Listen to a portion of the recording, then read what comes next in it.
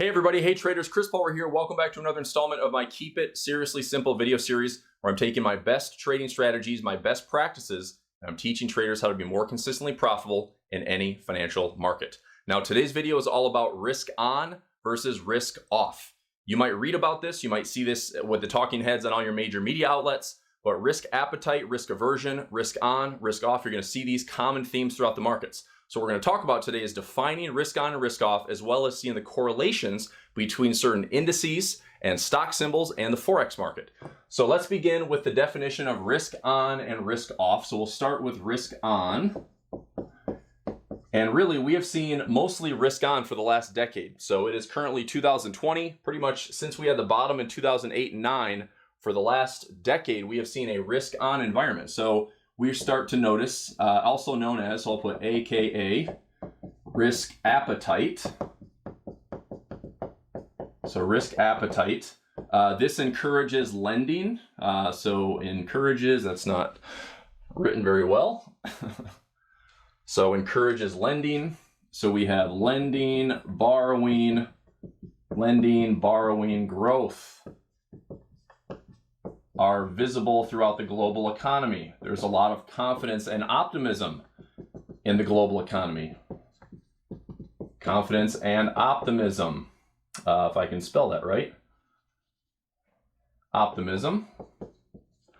And we typically see bullish sentiment, where everyone's vibes are, man, it's just getting better and better out there. What a great time to take a risk. What a great time to put my money to work for me.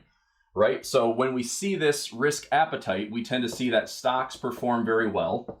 So stocks in general, certain sectors especially outperform, but the indices do quite well. So your SPY, your NASDAQ, your Dow Jones are all, the tendency is for them to be bullish.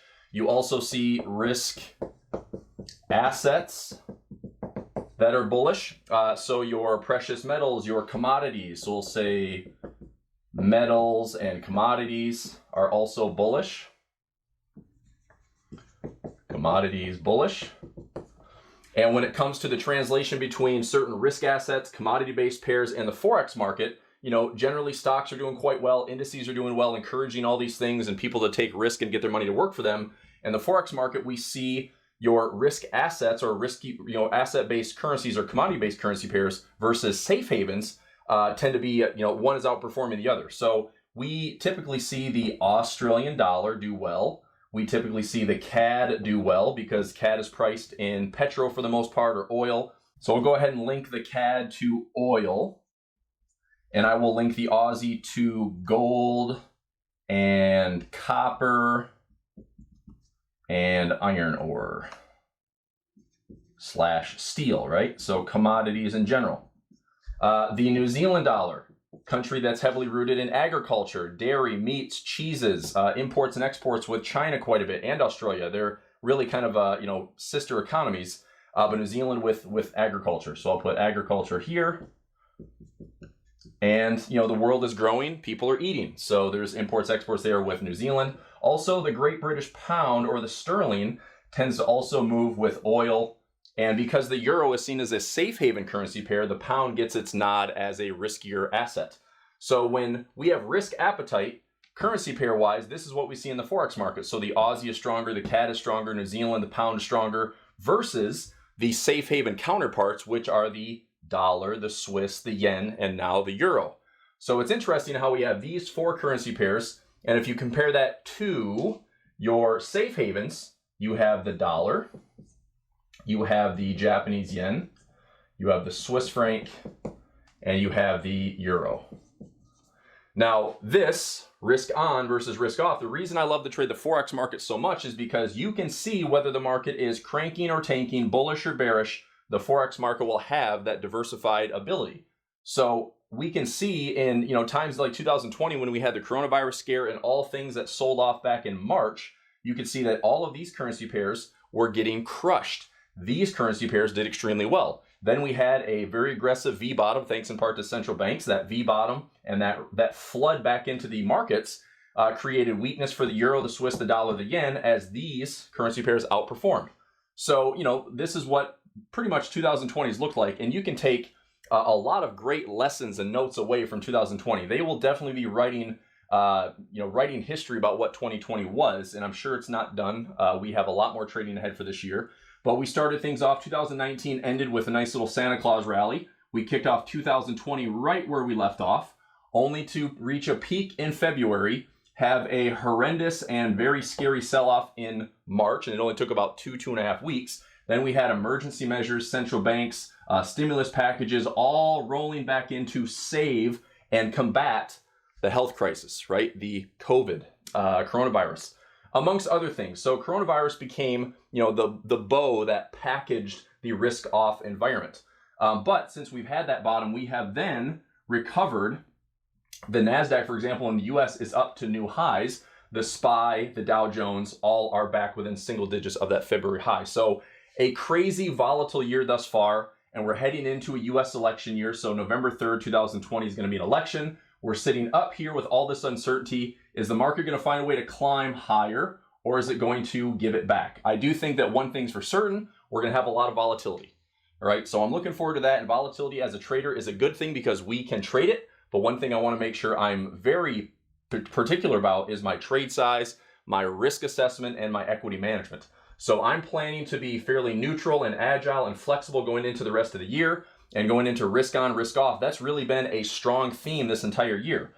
More so than I remember in years past. A lot of times in the Forex market where I'm looking for these big differences between strength and weakness, it's not really all risk on or all risk off. What it is typically is one or two of these currency pairs is a very strong move or a very weak move. So in 2019, the pound was a huge story. Uncertainties around the election and more Brexit concerns, the pound was absolutely crushed from April, May, June, July. It bottomed in August and rallied all the way back up and balanced. So you saw a huge sell-off for 3 or 4 months in the pound crosses, and then a huge recovery prior to the election in December. Before that, we had 2017 was the euro with the French election. 2018 was the dollar. We had 2015 with commodity crises. We had the Swiss National Bank. We've had every single year there's been something in the currency market that sticks out. So another reason that, stocks and sectors are great. You can follow along with your indices. As far as I'm actively trading stocks, this is the year that I was doing a lot more option trading. I was buying puts a lot more than I have in years past. I traded a lot more volatility. I traded inverse ETFs, instruments that I don't trade very often, but they were extremely profitable with this type of volatility. So I will start exploiting more of those as we get into later parts of the year. But all the while, I've been actively trading Forex.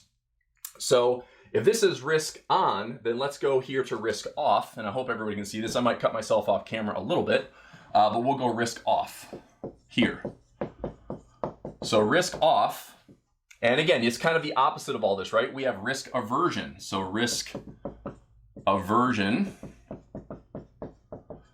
or also it's kind of a flight or flee to safety. So we see a lot of safe haven trading. Safe haven assets are sought after. We tend to see contractions. So instead of having expansions and lending and borrowing, we tend to see contractions. We see uncertainty and fear, and the markets hate that. So uncertainty and fear and bearish sentiment. So bearish sentiment kind of dominates. A lot of times risk off trading will be higher volatility. So we have all these little notes here. We typically see higher volatility because a lot of times the market likes to use risk off as kind of a band-aid, and it just rips it right off and things go a little wild and crazy and irrational. When it comes to, riskier assets, they're on the decline. When it comes to stocks, they're on the decline. It might be a certain sector. It might be the indices overall. Precious metals, commodities are usually getting beat up pretty badly, and these safe haven assets do well. So these 4 currency pairs are going to be stronger. These 4 currency pairs are going to be weaker. So all of this translates into ways that we can trade. If you think about just the Forex market, for example, if we have risk on trading, if you look at March 2020 and you bought the Aussie versus the yen, incredible amount of profit potential. If you bought the Aussie versus the dollar, or you sold the Euro Aussie, all of those are in the direction of favoring risk on trading. Now, prior to the middle of March, we had this aggressive sell-off, And these were all getting hurt really badly. In fact, Australia, with brush fires and wildfires to start off the year, and a dovish central bank, and we had COVID concerns that just exacerbated everything. The Aussie was in a 2-year downtrend. We had flash crashes twice in about 2 weeks. Just an incredible amount of movement.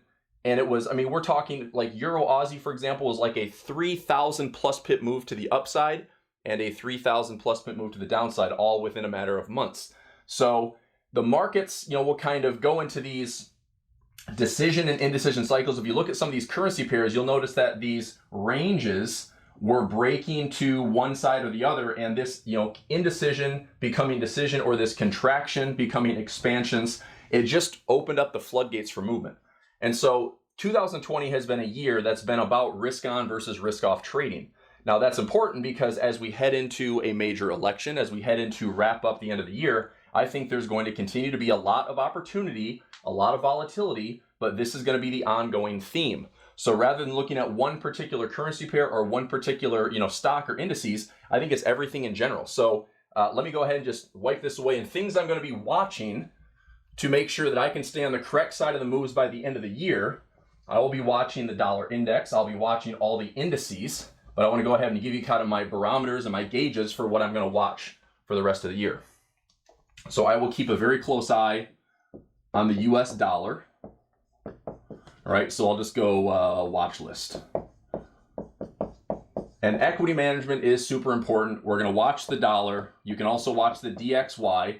The reason that these are weighted differently, the US dollar, I believe, has a historical look back to about 2011. The DXY goes back on certain charts back to the 60s and other charts to the 80s. But you have a lot more price action and history on the DXY to see where we could be going in the next 6 to 12 months and have some past structure to work with.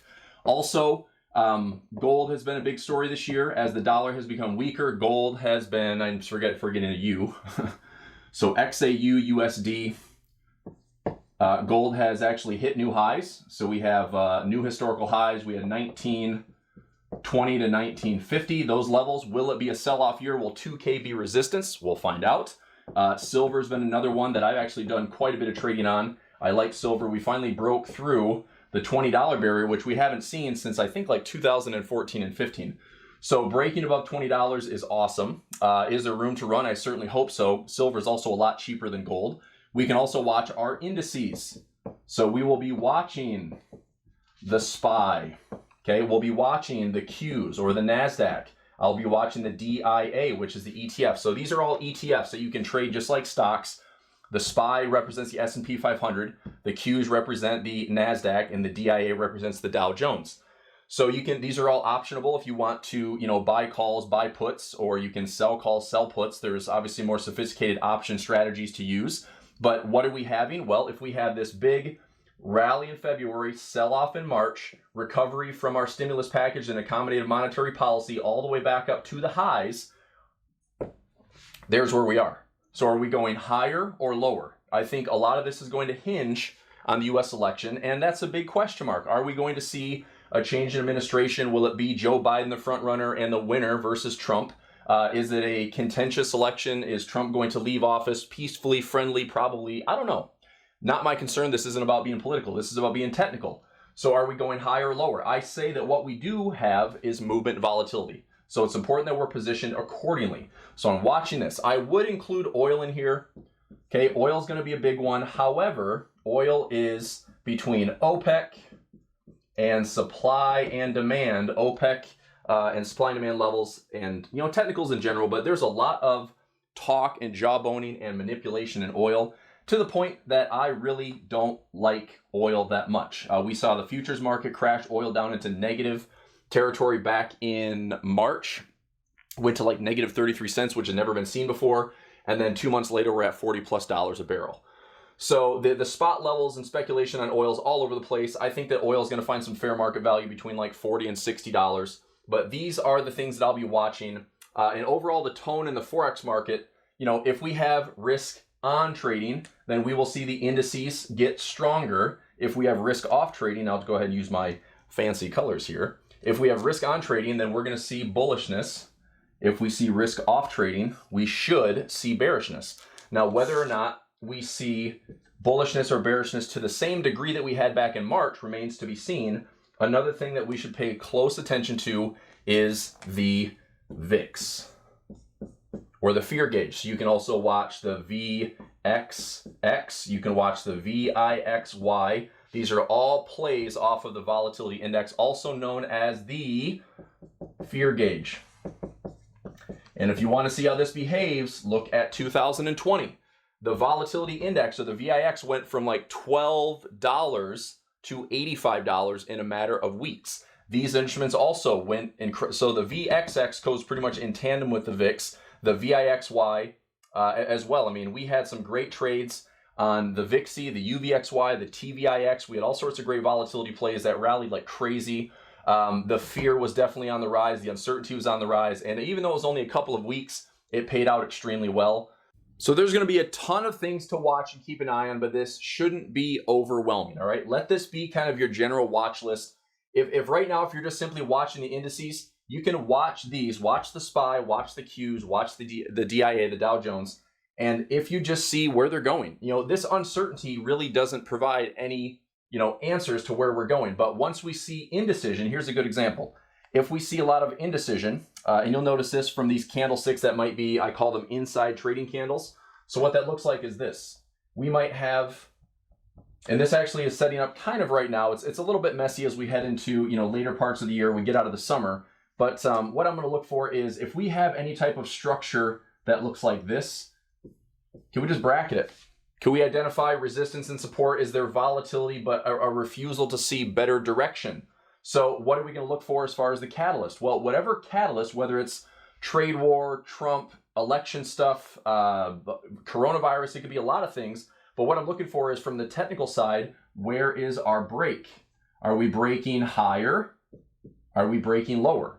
And if we're breaking higher, that is likely going to be, you know, a drift and kind of the path of least resistance to finish with this recovery. And there could be a big end of the year sell-off. We could have this great run by the end of 2020 and a massive sell-off to start 2021. We could have, you know, a horrible end of the year, and then we can have a Santa Claus rally. There's all sorts of things that can happen. If I had a crystal ball, I'd tell you exactly what we're going to do, but I don't know. I do know that this provides opportunity for traders, and it's really important that we do what we can to exploit that. So we should be able to be profitable if we're not overcommitted. I'm not trying to create this narrative to say this is what's going to happen. I know that something is going to happen with movement volatility that allows us to be profitable. So to get that, watch these instruments, watch these as your gauge. This is what I would focus on right here. If these continue to remain bullish, even though I'm reluctant to buy at, you know, historical highs in the US markets, depending on if I can get dips on certain stocks. I mean, we might see the Qs or the NASDAQ with big tech outperform all the others. We might see a short on the SPY, but the Qs remain pretty stable. Okay, we will see. But I'm looking for technical evidence to buy or sell, and I'm looking for, you know, systems and strategies allow me to protect my profits, maybe on a day-to-day basis, maybe a week-to-week basis, not be overcommitted, not try to be a position trader necessarily, because when the markets start moving with high volatility, a lot of times it will disrespect some structure. We might have, you know, support right here, but if it's a falling knife, it's going right through that support and it doesn't care. If we're going to these highs, we might have traders that are interested in shorting. It might go to the point of irrationality where they can't hold on to those trades anymore. So it's not worth fighting it, but instead flow with it.